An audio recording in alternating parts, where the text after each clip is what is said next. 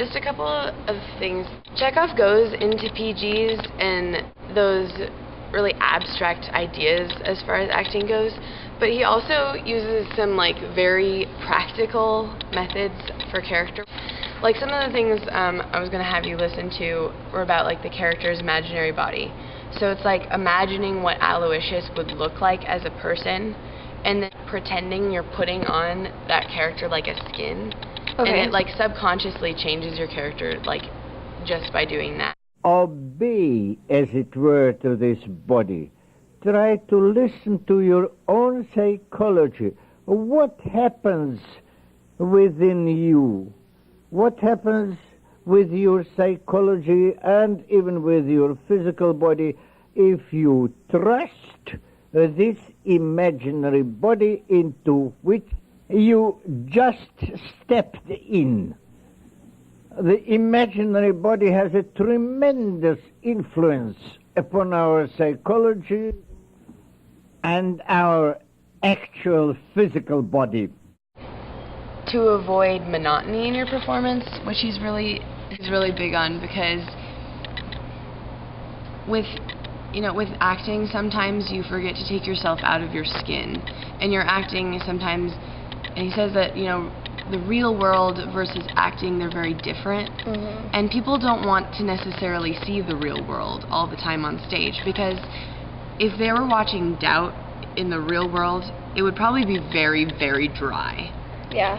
We wouldn't be moving at all, and most of what was going on would be very subtle, which is an approach to make. But he says that with acting, you have to pay attention to different things that you wouldn't in normal life, things that happen naturally, like tempo differentiation. If one character is speaking very slowly, the other one might speak very quickly, or you might change your own tempo in a monologue, just to change something to give the audience a subconscious feel of change within your character, because those little changes are what the subtleties that enter the subconscious of the audience when they're thinking about an acting kind of thing, because they'll see tears maybe, but it's like they might be crying, but if they were speaking at the same pace through the entire monologue, even if they were crying, it would lose a lot of its power, because there are moments of climax and there are moments of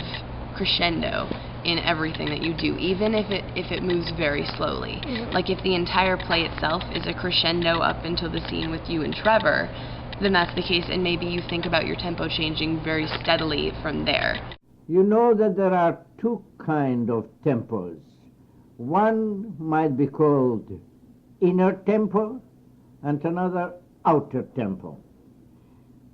Outer tempo, fast or slow, concerns the speech, the movement, the business. That means all what we can see or hear. And inner tempo is something different.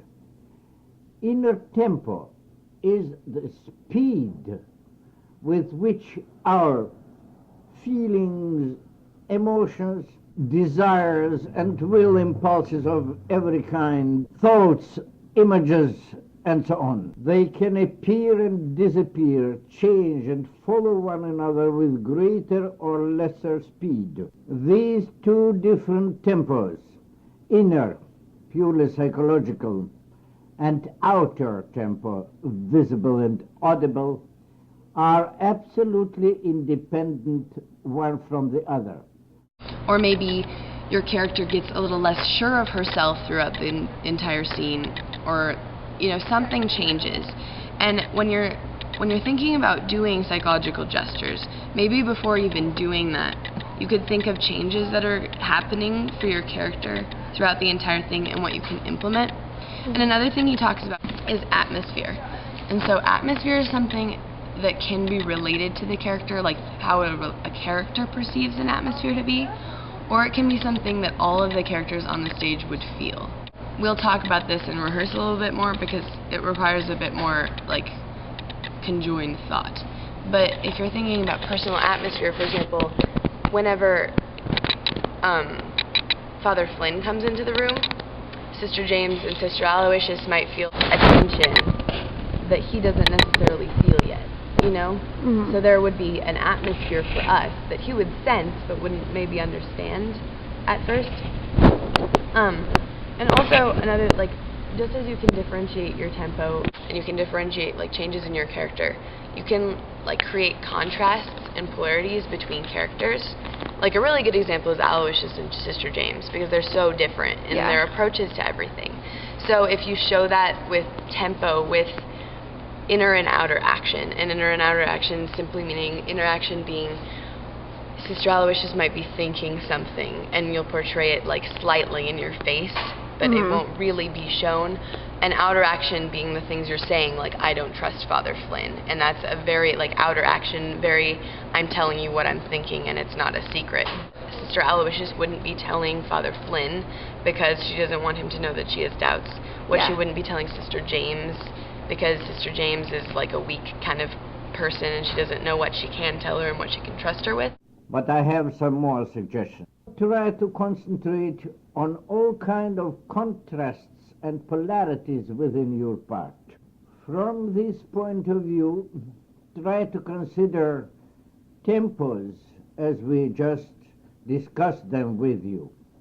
You can always make a wonderful pattern or patterns out of these tempos if you will try to distribute them within your part, having in mind those contrasts and polarity. You can do it in many ways. Okay, then your approach to your PGs. I don't want to say that you should necessarily use PGs unless you think they'll be most effective for you. For example, you don't need to use a PG for every single scene. Yeah. But maybe with your scene with Father Flynn, when you're threatening him, and you need to have that emotion becoming more like noticeable and tangible, you might want to have something that you can go off of besides your polarities and your like differences in tempo. Yeah.